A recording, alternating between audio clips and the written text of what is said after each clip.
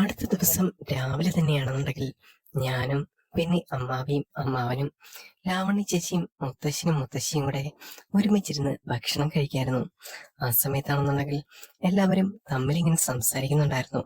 ആ നിമിഷം ലാവണി ചേച്ചി എപ്പോഴും പതിവ് പോലെ തന്നെ എന്റെ അടുത്ത് വന്നിട്ടാണ് ഇരിക്കുന്നത്, എന്റെ തൊട്ടരികിലായിട്ട്. പെട്ടെന്ന് മുത്തശ്ശി ലാവണി ചേച്ചിയുടെ ആയിട്ട് ചോദിച്ചു, എന്താ മോളുടെ മുഖത്ത് ഒരു ക്ഷീണമുണ്ടല്ലോ?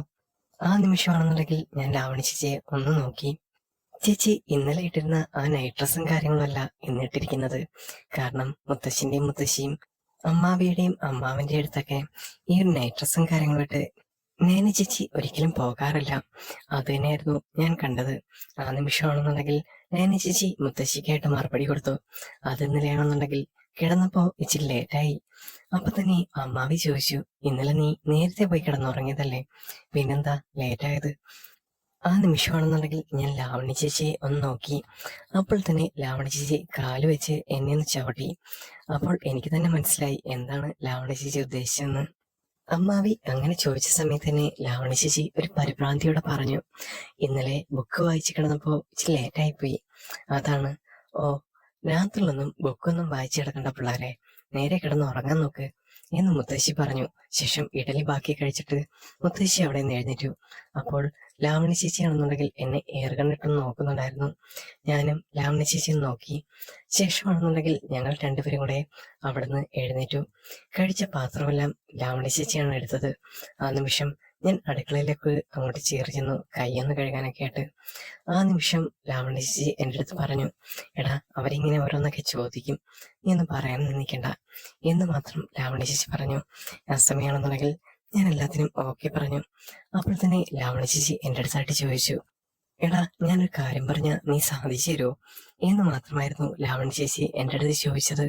ഞാൻ ആ സമയം എന്താണ് എന്നുള്ള കാര്യങ്ങളൊക്കെ ചോദിച്ച സമയത്ത് ലാവണി ചേച്ചി പറഞ്ഞു, ഞാൻ ഏതായാലും ഇപ്പം നിന്റെ അടുത്ത് പറയുന്നില്ല, സമയത്ത് ഇതേപോലെ തന്നെ നമുക്ക് കിടക്കാൻ നേരത്ത് ആ ഒരു ടൈമിൽ ഞാൻ പറയാം എന്ന് മാത്രമായിരുന്നു ലാവണി ചേച്ചി എനിക്ക് മറുപടി തന്നത്. പക്ഷേ എന്താണ് ആ ഒരു കാര്യം എന്ന് എനിക്ക് മനസ്സിലായില്ല. പെട്ടെന്നായിരുന്നു അമ്മാവി അവിടേക്ക് വന്നത്. അമ്മായി വന്നിട്ട് എൻ്റെ അടുത്ത് പറഞ്ഞു, എടാ നിനക്കാണെന്നുണ്ടെങ്കിൽ ലാവണിയായിട്ട് ആ തറവാട് വീട് വരെ ഒന്ന് പോകാൻ പറ്റുമോ? അവിടെയാണെന്നുണ്ടെങ്കിൽ ചെറിയ വെള്ളക്കും കാര്യങ്ങളൊക്കെ വെക്കണം. അത് കഴിഞ്ഞിട്ട് നിങ്ങൾ ഇങ്ങോട്ട് വന്നാൽ മതി. മനു ഇല്ലല്ലോ, അതുകൊണ്ട് നിന്നെയല്ലേ ഏൽപ്പിക്കാൻ പറ്റത്തുള്ളൂ എന്ന് മാത്രം അമ്മാവി എൻ്റെ അടുത്ത് പറഞ്ഞു. മനുചേട്ടന്റെ ഭാര്യയാണ് ലാവണി ചേച്ചി. മനുചേട്ടനാണെന്നുണ്ടെങ്കിൽ ബാംഗ്ലൂർ ആയതുകൊണ്ട് തന്നെ എല്ലാ കാര്യങ്ങളും എന്നെയാണ് ഏൽപ്പിച്ചത്. പക്ഷേ ഇന്നത്തെ ദിവസവും എല്ലാ ദിവസവും ഞാനൊരു അതിഥി മാത്രമാണ് ഇവിടുത്തെ. ഇടയ്ക്കൊക്കെ ആണെന്നുണ്ടെങ്കിൽ ഇവിടുത്തെ കാര്യങ്ങളൊക്കെ നോക്കാൻ ഞാനിവിടെ വരുന്നതാണ്. പക്ഷേ ലാവണി ചേച്ചിയാണെന്നുണ്ടെങ്കിൽ കല്യാണം കഴിഞ്ഞിട്ട് ഇപ്പോൾ വന്നൊരു പെൺകുട്ടി മാത്രമായിരുന്നു. പക്ഷേ ആ ഒരു വീട്ടിൽ എല്ലാരെക്കാട്ടിലും കൂടുതൽ സ്വാതന്ത്ര്യം എനിക്ക് തന്നെ ഉണ്ടായിരുന്നു. അത് ഞാൻ ഒരിക്കലും മിസ്യൂസ് ചെയ്തിട്ടില്ല. പെട്ടെന്ന് അമ്മാവി എൻ്റെ അടുത്ത് ലാവണി ചേച്ചിയായിട്ട് ആ ഒരു തറവാട്ട് വീട്ടിൽ വരെ ഒന്ന് പോകാൻ പറഞ്ഞപ്പോൾ ഞാൻ നോ എന്നും പറഞ്ഞില്ല. മനുഷ്യട്ടൻ്റെ വണ്ടിയൊക്കെ ഉണ്ടല്ലോ, അതിനകത്ത് പോയാൽ മതി എന്ന് അമ്മാവി പറഞ്ഞ സമയത്ത് ഞാൻ അതെല്ലാം മൂളി കേട്ടു. അങ്ങനെ ഇരിക്കുന്ന സമയത്തായിരുന്നു ലാവണി ചേച്ചി എൻ്റെ അടുത്ത് പറഞ്ഞത്, എന്ന് നമുക്ക് പോയാലോ എന്ന് എന്നോട് വന്ന് ചോദിച്ചു. ആ ടൈമിലാണെന്നുണ്ടെങ്കിൽ ലാവണി ചേച്ചി ഒരു സാരിയൊക്കെ ഉടുത്ത് നേരെ അടിപൊളിയായിട്ടാണ് വരുന്നത്. ആ ടൈമിൽ ഞാൻ പറഞ്ഞു, സാരിയൊക്കെ ഉടുത്താണെന്നുണ്ടെങ്കിൽ വണ്ടിക്കകത്ത് കയറാൻ കുറച്ച് ബുദ്ധിമുട്ടും കാര്യങ്ങളൊക്കെ ആണല്ലോ ചേച്ചി എന്ന് പറയുന്ന സമയത്താണെന്നുണ്ടെങ്കിൽ ലാവണി ചേച്ചി എന്നോട് പറഞ്ഞു, അതൊന്നും കുഴപ്പമില്ല, ഞാൻ അഡ്ജസ്റ്റ് ചെയ്തോളാം എന്ന് മാത്രം പറഞ്ഞുകൊണ്ട് ലാവണി ചേച്ചി എൻ്റെ കൂടെ വന്നു. അപ്പോഴ് അമ്മാവിയും അമ്മാവനും പിന്നെ മുത്തശ്ശനും മുത്തശ്ശിയും എല്ലാവരും വഴി കേട്ടാനായിട്ട് പിന്നെ ഒരു യാത്ര പറയാനൊക്കെ ആയിട്ട് ആ ഒരു മുറ്റത്തിങ്ങനെ നിൽപ്പുണ്ടായിരുന്നു. ലാവണി ചേച്ചിയുടെ കയ്യിൽ ഒരു കവറുണ്ടായിരുന്നു.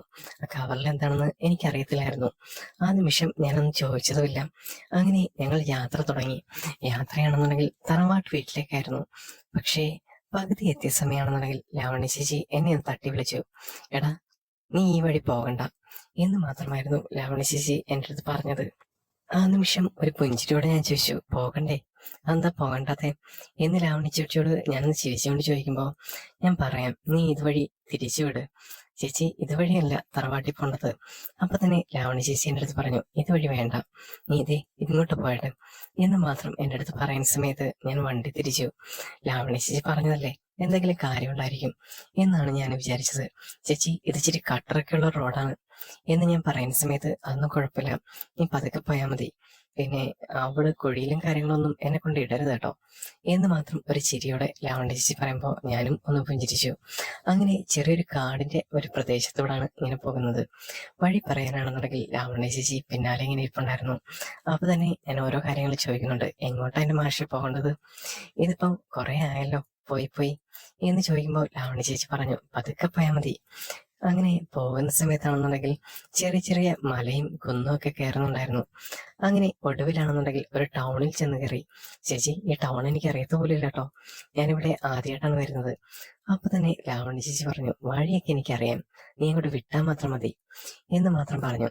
ബാംഗ്ലൂരിൽ പഠിച്ച ലാവണ്യ ചേച്ചിക്ക് ഇതിന്റെ വഴിയും കാര്യങ്ങളൊക്കെ എങ്ങനെ അറിയുന്നു എനിക്ക് പോലും യാതൊരു പിടിയും കിട്ടിയില്ല. പെട്ടെന്ന് തന്നെ ഞാൻ ലാവണ്യ ചേച്ചി അടുത്ത് ആ നിമിഷം തന്നെ ചോദിച്ചു, ചേച്ചിക്ക് ഇവിടുത്തെ വഴിയൊക്കെ എങ്ങനെ അറിയാം, ചേച്ചി ബാംഗ്ലൂരിലായിരുന്നോ, പിന്നെ എങ്ങനെ ഇവിടുത്തെ കാര്യങ്ങളൊക്കെ പഠിച്ചു എന്ന് ചോദിച്ച സമയത്ത് തന്നെ ലാവണ്യ ചേച്ചി പറഞ്ഞു, ഞാനൊക്കെ ഫ്രണ്ട്സുമായിട്ട് ഇവിടെയൊക്കെ ഒരുപാട് കറങ്ങിയിട്ടുള്ളതാണ്, അതുകൊണ്ടാ പറഞ്ഞത് നിന്റെ അടുത്ത് ഇതുവഴിയൊക്കെ വിടാനായിട്ട്. ആ ഒരു സമയത്ത് പിന്നെ ഞാനൊന്നും ആലോചിച്ചില്ല. ലാവണ്യ ചേച്ചി എന്ത് പറയുന്നു അതേ രീതിയിൽ തന്നെ ഞാൻ ചെയ്തുകൊണ്ടിരുന്നു. ഒരുപക്ഷെ നേരത്തെ ലാവണ്യ ചേച്ചി ഒരു കാര്യമുണ്ടായിരുന്നു എന്ന് പറഞ്ഞത് ഇതായിരിക്കും എന്ന് ഞാൻ മനസ്സിൽ വിചാരിച്ചു. ശരിക്കും ചില വഴികളൊക്കെ കാണാനാണെന്നുണ്ടെങ്കിൽ ഇങ്ങനെ കറങ്ങാനൊക്കെ ആയിരിക്കും ചിലർക്ക് മോഹം. അതുപോലെ ഒരു മോഹമായിരിക്കാം ചിലപ്പോൾ ലാവണ്യ ചേച്ചിക്കും തോന്നിയത് എന്ന് ഞാൻ മനസ്സിൽ വിചാരിച്ചു. അപ്പോൾ തന്നെയാണെന്നുണ്ടെങ്കിൽ ഒരു ഡ്രസ്സിങ് ഷോപ്പിന്റെ ആ ഒരു ഏരിയയിലെത്തിയപ്പം ലാവണ്യ ചേച്ചി അവിടെ നിന്ന് നിർത്താൻ പറഞ്ഞു. ഞാൻ പറഞ്ഞു, എന്താ ചേച്ചി, എന്തെങ്കിലും പ്രശ്നമുണ്ടോ? അല്ല, നീ അവിടെ നിന്ന് നിർത്തിയേരെ എന്ന് മാത്രം ലാവണ്യ ചേച്ചി പറഞ്ഞു. അപ്പൊ തന്നെ ഞാൻ അവിടെ വണ്ടി നിർത്തി. വണ്ടി നിർത്തിയതിനു ശേഷമാണെന്നുണ്ടെങ്കിൽ ലാവണ്യ ചേച്ചി ഞാൻ ഇപ്പം വരാം എന്ന് പറഞ്ഞിട്ട് ആ ഒരു ഡ്രസ്സിങ് സ്റ്റോപ്പിലേക്ക് കയറിപ്പോയി. ഞാൻ കുറെ സമയം അവിടെ ഇങ്ങനെ നിന്നു ലാവണ്യ ചേച്ചിയും കാത്ത്. കുറെ സമയം കഴിഞ്ഞതിന് ശേഷമാണെന്നുണ്ടെങ്കിൽ ലാവണ്യ ചേച്ചി പെട്ടെന്ന് എനിക്ക് വിശ്വസിക്കാൻ കഴിഞ്ഞിരുന്നില്ല. അത്രയും നേരം സാരിയൊക്കെ കൊടുത്ത് അടിപൊളിയായിട്ട് പോയിക്കൊണ്ടിരുന്ന ലാവണ്യ ചേച്ചിയാണെന്നുണ്ടെങ്കിൽ ഒരു മോഡേൺ ആയിട്ടുള്ള ഡ്രസ്സൊക്കെ ഇട്ട് പുറത്തേക്ക് ഇറങ്ങി വരുന്നു. അയ്യോ, ഇപ്പം പോയ ലാവണ്യ ചേച്ചി തന്നെയാണോ? ഏകദേശം 36 വയസ്സുള്ള ആ ഒരു സാരി ഉടുത്ത പക്വതയായ സ്ത്രീ അത് തന്നെയാണോ ഈ തിരിഞ്ഞിറങ്ങി വരുന്നത്? ഒരു കൊച്ചുകുട്ടിയെ പോലെ തോന്നുന്നുണ്ട്. പക്ഷേ ആ ഒരു ശരീരപ്രകടമാണെന്നുണ്ടെങ്കിൽ നല്ല ആ ഒരു രീതിയിലൊക്കെ ആയതുകൊണ്ട് തന്നെ ചേച്ചിക്ക് നന്നായിട്ട് ഇണങ്ങുന്നുണ്ട് ആ ഡ്രസ്സും കാര്യങ്ങളൊക്കെ. അപ്പോൾ ആ കവറിനകത്തുണ്ടായിരുന്നത് ഈ ഡ്രസ്സും കാര്യങ്ങളൊക്കെ ആയിരുന്നു. ഇതാണോ ചേച്ചി ഇടാനായിട്ട് പോയത് എന്ന് ഞാനിങ്ങനെ സ്വപ്നത്തിൽ പോലും വിചാരിക്കാതെ ഇങ്ങനെ നോക്കിക്കൊണ്ട് നിന്നു. ഞാനിങ്ങനെ അന്താളിച്ച് ടൂ വീലറിലിരുന്നുകൊണ്ട് ലാവണ്യ ചേച്ചി ഇങ്ങനെ നോക്കിക്കൊണ്ട് നിൽക്കുന്ന സമയത്ത് ഒരു പുഞ്ചിരിയോടെയും ഒരു തമാശയോടെയും ഇങ്ങനെ ഇറങ്ങി വരുന്നുണ്ടായിരുന്നു ലാവണ്യ ചേച്ചി. എന്നെ കണ്ട സമയത്താണെന്നുണ്ടെങ്കിൽ ഒരു നാണം ഉണ്ടായിരുന്നു, അതേപോലെ തന്നെ ഒരു പ്രൗഢിയുടെ ആ ഒരു മുഖം ഉണ്ടായിരുന്നു. ഒരു പുഞ്ചിരിയോടെ വന്നു കയറിയിട്ട് എൻ്റെ ടൂ വീലറിന്റെ പിന്നിൽ സൈഡ് തിരിഞ്ഞിരുന്ന ലാവണ്യ ചേച്ചിയാണെന്നുണ്ടെങ്കിൽ നേരെ ടൂ സൈഡായിട്ട് കയറിയിരുന്നു, കാല് അപ്പുറത്തും ഇപ്പുറത്തും ഇട്ട്. ഇനി എടുത്തോ മാഷേ, നമുക്ക് പോയിട്ട് വരാം എന്ന് ലാവണ്യ ചേച്ചി പറഞ്ഞു. ഞാൻ പറഞ്ഞു, ചേച്ചി എന്താ ഉദ്ദേശിക്കുന്നത്, ഇപ്പം ഒരുപാട് മാറ്റം വെച്ചല്ലോ എന്ന് ചോദിക്കുമ്പോ ചേച്ചി തന്നെ പറഞ്ഞു, നിനക്ക് അതിന്റെ ഒരു ത്രില്ലും കാര്യങ്ങളും അറിയത്തില്ല മോനെ, അതാണ് നീ ഇങ്ങനെ ചോദിക്കുന്നത് എന്ന് മാത്രമായിരുന്നു ലാവണ്യ ചേച്ചിയുടെ മറുപടി. ആ നിമിഷം ഞാൻ പതുക്കെ വണ്ടി സ്റ്റാർട്ടാക്കി. ആ ടൈമിൽ തന്നെ ലാവണ്യ ചേച്ചിയോട് ഞാൻ പറഞ്ഞു, അതെ, എനിക്ക് ആ ഒരു തറവാട്ടിലോട്ടുള്ള വഴിയും കാര്യങ്ങളൊന്നും അറിയില്ല കേട്ടോ, ഇപ്പം വന്ന വഴിയൊക്കെ തന്നെ പോണോ? ഞാനിങ്ങനെ ഡൗട്ടായിട്ട് ലാവണ്യ ചേച്ചിയോട് ചോദിച്ചു. ഞാൻ പറഞ്ഞു തരാം, ആ വഴി വിട്ടാൽ മാത്രം മതി എന്ന് ലാവണ്യ ചേച്ചി മറുപടി പറഞ്ഞു. ആ സമയം ഏതൊക്കെയോ ഓട് വഴി കൂടായിരുന്നു അങ്ങനെ വണ്ടി പോയിക്കൊണ്ടിരിക്കുന്നത്. ചില മലയിടുക്കൾ, പിന്നെ കാട്, അങ്ങനെയുള്ള പ്രദേശങ്ങളൊക്കെ ആയിരുന്നു. ആ സമയത്താണെന്നുണ്ടെങ്കിൽ കട്ടറിലൊക്കെ വീഴുന്നുണ്ട്. അപ്പൊ തന്നെ ലാവണ്യ ചേച്ചി ഒന്ന് കുതിച്ച് ചാടുന്നുണ്ട്. ഞാൻ ലാവണ്യ ചേച്ചിയോട് പറഞ്ഞു, ചേച്ചി ഓക്കെ അല്ലേ, ഇങ്ങനെ പൊക്കോണ്ടിരിക്കുന്നത് ബുദ്ധിമുട്ടൊന്നുമില്ലല്ലോ? ഇല്ല, ഇങ്ങനെ പോകുന്ന ഒരു ത്രില്ല് തന്നെയാണ്, നീ വണ്ടി വിട്ടോ എന്ന് മാത്രമായിരുന്നു ലാവണ്യ ചേച്ചിയുടെ തിരിച്ചുള്ള മറുപടി. അപ്പോൾ തന്നെ നല്ല തണുത്ത കാറ്റ് വീശുന്നുണ്ട്. മലയിടുക്കിലെ ഏരിയയിലൂടെ ആയിരുന്നു വണ്ടി പൊക്കോണ്ടിരുന്നത്. ആ ടൈമിലാണെന്നുണ്ടെങ്കിൽ ലാവണ്യ ചേച്ചിയോട് ഞാൻ ചോദിച്ചു, ഈ വഴിയൊക്കെ ചേച്ചിക്ക് എങ്ങനെ അറിയാം? അപ്പൊ തന്നെ ലാവണ്യ ചേച്ചി പറഞ്ഞു, ഞാൻ രാത്രിയിലൊക്കെ ആണെന്നുണ്ടെങ്കിൽ ഒരുപാട് ഈ വഴി കൂടെ പോയിട്ടുള്ളതാണ്. ഞങ്ങളുടെ ഫ്രണ്ട്സൊക്കെ കൂട്ടിയത് ഇങ്ങനെ ആ ഒരു ടൈമിലൊക്കെ ആണെന്നുണ്ടെങ്കിൽ മലയിലൊക്കെ പോയി ഇങ്ങനെ തങ്ങാറുണ്ട്. അതൊക്കെ ഇപ്പൊ ഒരു മിസ് ചെയ്യുന്നുണ്ട്. പിന്നെ ഈ കല്യാണമൊക്കെ കഴിഞ്ഞ് ഈ ഒരു സംഭവങ്ങളൊക്കെ ആയിട്ടും ആ ഒരു മിസ്സിംഗ് ഒന്നും മനസ്സിൽ നിന്ന് പോകുന്നില്ല. ഒരു ത്രില്ല് അനുഭവമാണ് ഇങ്ങനെയൊക്കെ യാത്ര ചെയ്യാൻ എന്ന് ലാവണ്യ ചേച്ചി പറയുന്ന സമയത്ത് ഞാനൊന്ന് പുഞ്ചിരിച്ചു. എങ്ങനെയുണ്ട് നിനക്ക് ഈ ഒരു അനുഭവം കാര്യങ്ങളൊക്കെ കിട്ടുമ്പോൾ എന്ന് പറയുമ്പോൾ ഞാൻ പറഞ്ഞു, നന്നായിട്ട് നടക്കുന്നുണ്ട്. ആ, ചൂടൊക്കെ ആയിക്കോളും എന്ന് പറഞ്ഞുകൊണ്ടാണ് ലാവണ്യ ചേച്ചി വീണ്ടും വണ്ടി വിടുന്നത്.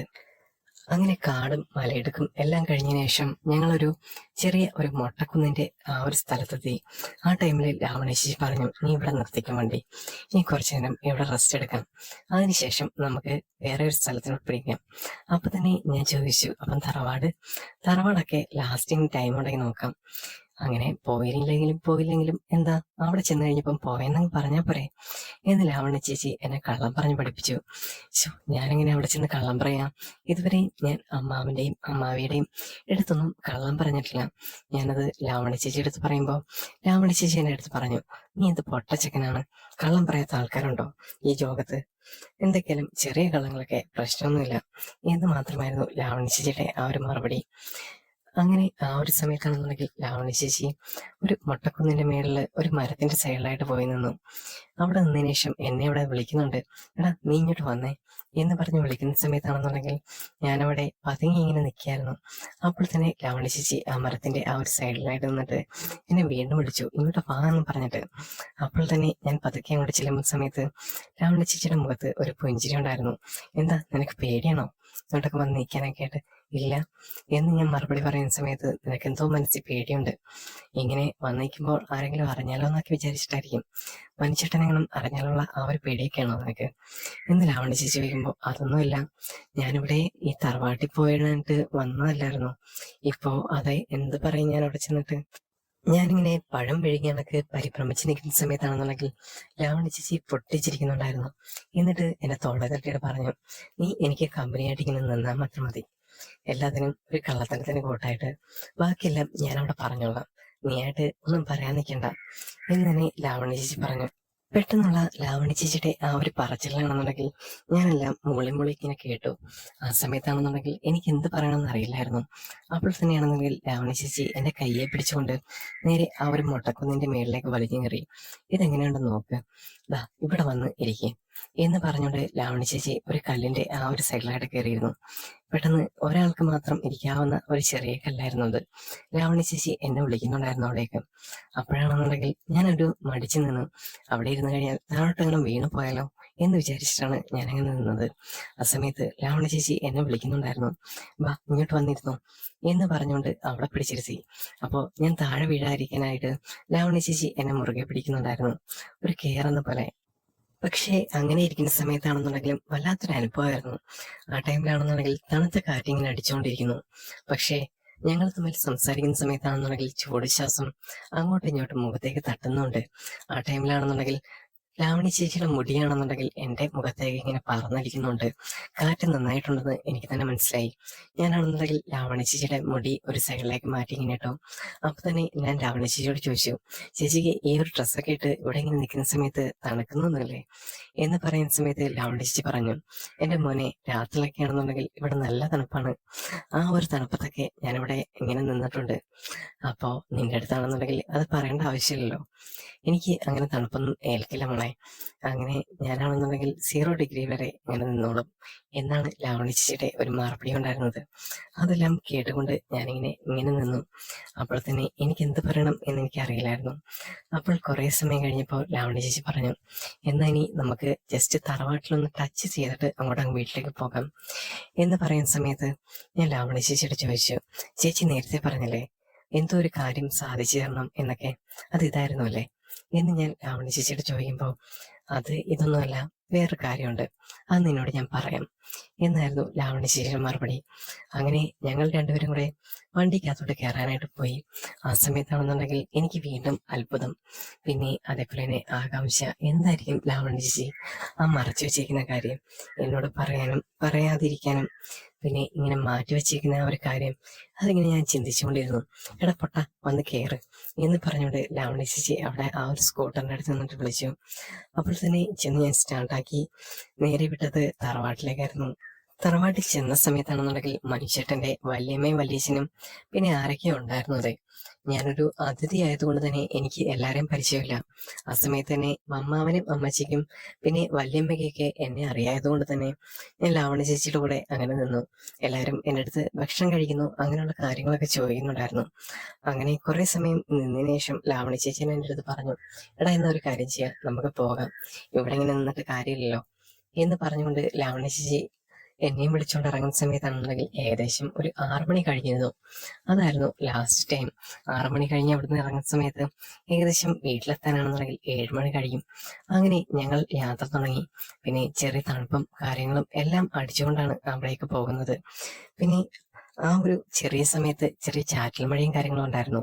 ഞാൻ ലാവണി ചേച്ചിയോട് ചോദിച്ചു, നമുക്ക് എവിടെങ്കിലും കയറി നിൽക്കണോ എന്ന് ചോദിക്കുന്ന സമയത്ത്, നീ ഏതായാലും വണ്ടി വിട്, ഇപ്പം ചാറ്റൽ മഴയല്ലുള്ളൂ, അത് നമുക്ക് നനഞ്ഞിട്ട് പോകുന്നതിന് പ്രശ്നമൊന്നുമില്ല. പിന്നെ നല്ല മഴ വരികയാണെന്നുണ്ടെങ്കിൽ നമുക്ക് എവിടെയെങ്കിലും മരത്തിന്റെ ആ ഒരു കോണിൽ കയറി നിൽക്കാം എന്ന് മാത്രം ലാവണി ചേച്ചി പറഞ്ഞു. മരത്തിന്റെ കോണിലോ? അങ്ങനെയൊക്കെ നിൽക്കാൻ പറ്റുമോ? ഞാൻ തിരിച്ചു ചോദിക്കുന്ന സമയത്ത് ലാവണി ചേച്ചി ചിരിച്ചു. അതെന്താടാ നീ അങ്ങനെ പറഞ്ഞേ?